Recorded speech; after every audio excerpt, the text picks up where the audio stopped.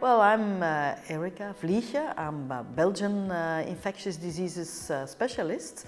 I'm the head of the Department of General Internal Medicine, Infectious Diseases and Tropical Medicine in the Antwerp University Hospital, and I'm teaching infectious diseases at the University of Antwerp. I started my career at the Tropical Institute in Antwerp, and I started to have a profound interest in global antimicrobial resistance and the need for hospitals to start doing something about it.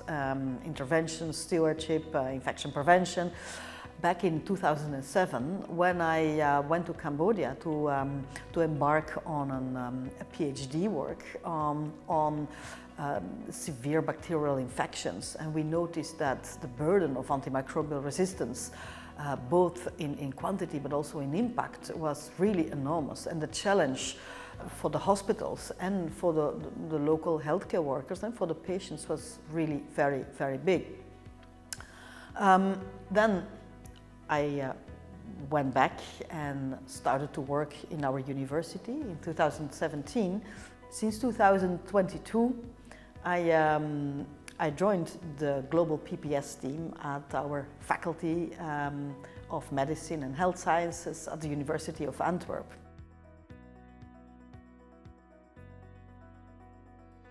So the global PPS is both a methodology and a practical tool for hospitals to start measuring and assessing the way how they use antimicrobials. Which type of antimicrobials, where are these in the AWARE classification? Is that for therapeutic or prophylactic reasons? If it is prophylaxis, is that according to guidelines, and so on and so on. So it's both a way to assess, to quantify the burden of antimicrobial use, but also to assess certain quality indicators, such as are you working according to your own guidelines, and so on. The global PPS has been used by now in more than 1,000 hospitals, in more than 90 countries, in all corners of the world. And actually every year, just the day before the ACMIT starts, we really make it a very good habit to bring together this global PPS community in a pre-ACMIT symposium where we really give the floor to all these partners to come and bring their experiences, what they have learned, how the global PPS has helped them to gain more insight.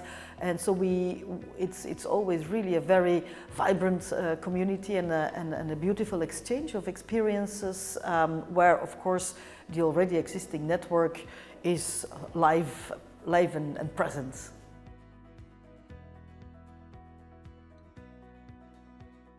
Within the global PPS activities, of course, the first activity has always been collecting data as a first step to understand within hospitals how are we dealing with antimicrobials and what are we doing.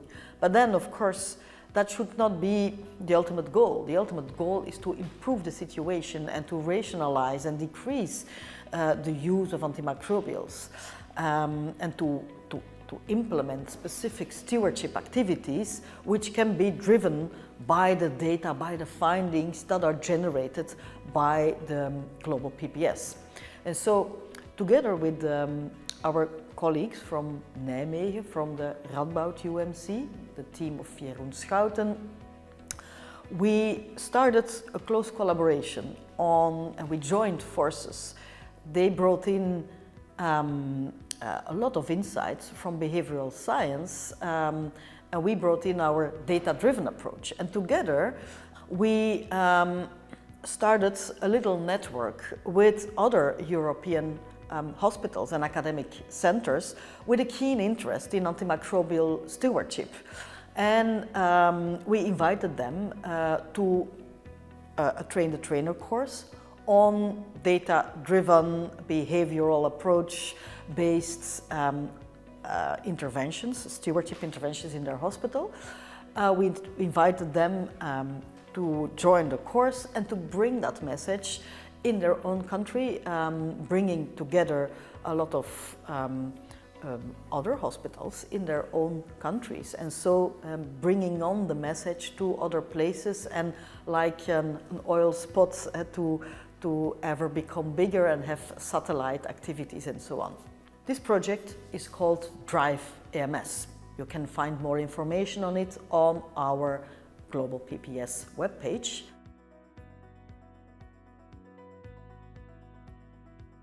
Drive AMS actually brings together the collection of data through the Global PPS into action, stewardship activities in the hospital, which are really based on a behavioral change approach.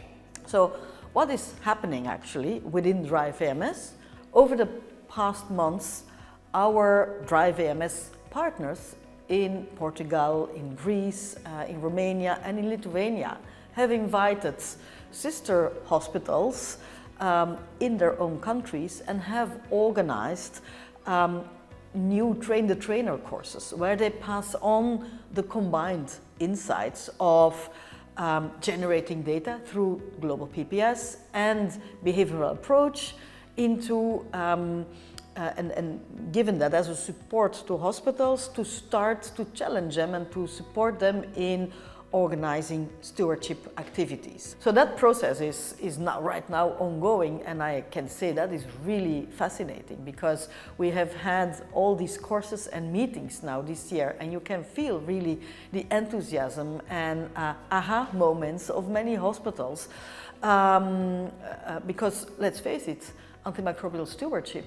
is a tough thing to do as a hospital. You have to start it, you have to think about it, you have to face a lot of barriers, you have to start understanding why is this so difficult, you have to convince your management, your colleagues, and then if you can exchange these experiences, if you have also a methodology how to analyze your data, to understand better what are the barriers, what is blocking me, but what are also enablers, what could help us, what is the low-hanging fruit in my hospital, and then focusing, for instance, on this and starting with really tangible, concrete interventions. That is what Drive AMS is all about, is bringing together data, insights, but also experiences from how do you do it.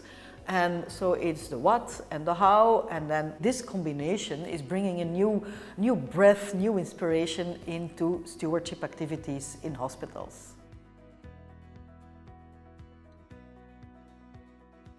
Drive AMS is really an implementation program, and it has been so far very successful in stimulating hospitals across Europe to bring together data on and insights on the use of antimicrobials and insights from behavioral change into setting up a set of concrete actions for their own hospitals. Over the next few months, we will follow up together with all these European partners exactly on this. What is the concrete impact of this combination of bringing together data and behavioral science on stewardship?